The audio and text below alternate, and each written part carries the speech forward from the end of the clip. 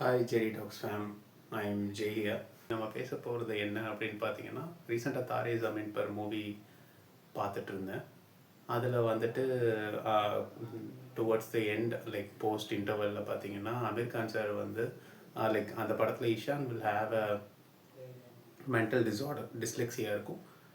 அப்போ வந்துட்டு அதை க்யூர் பண்ண முடியாமல் பேரண்ட்ஸ் என்ன பண்ணுவாங்க, அவங்களுக்கு தெரிஞ்ச நாலேஜ் படி அவங்க நம்ம பையன் சரியாக படிக்க மாட்டேங்கிறான்னு சொல்லிட்டு இன்னொரு ஸ்கூலில் போய் சேர்த்து விட்டுருவாங்க. அங்கேயும் போய் பையனால் சரியாக படிக்க முடியாது.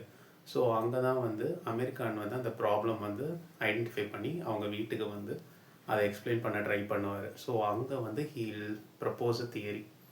ஸோ அந்த தியரி என்ன அப்படின்னு பார்த்தீங்கன்னா, he'll say Solomon, there is a island call Solomon Islands. அந்த இடத்துல ட்ரைப் ஒன்று இருக்கும்.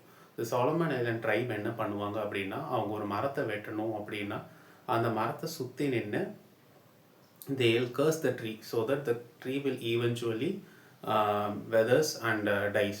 ஓகேங்களா? they'll never cut the tree, they'll just sit around and curse the tree again and again so that it dies eventually. So that's what the Solomon Islands theory.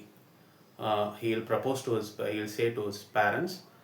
அதோட அர்த்தம் என்ன அப்படின்னா, ஒரு பையனை நீ படிக்க மாட்ட, நல்லா இது நீ எதுக்குமே லாய்க்கு இல்லை அப்படின்னு சொல்லிட்டு நீங்களும் சரி ஒரு டீச்சரோ யாரோ ஒருத்தங்க வந்து ப்ளேம் பண்ணிகிட்டே இருக்கும்போது நீங்களும் அதை வந்து நம்பி உங்கள் பையனை ரொம்ப டிஸ்கரேஜ் பண்ணிங்கன்னா, he'll become what you say, right? Eventually he'll become what you say. So ஒரு பேரண்ட்டாக வந்து நம்ம வந்து இந்த கர்ஸ் வந்து நம்ம பண்ணக்கூடாதுன்றது அந்த சீனோட இன்ஃப்ளூயன்ஸ் ஆகும். ஸோ இது என்னோட ஷார்ட் கண்டென்ட்டில் ஆட் பண்ணிக்கணும்னு நினைக்கிறேன். ஸோ பேரண்டிங்கிறது ஒரு பெரிய விஷயம். அதை வந்து இந்த மாதிரி சின்ன சின்ன விஷயத்துலேருந்து தான் நீங்கள் கரெக்ட் பண்ணிக்க முடியும். So hope you like this. Please share, subscribe. Peace. Bye. Jerry tax fame.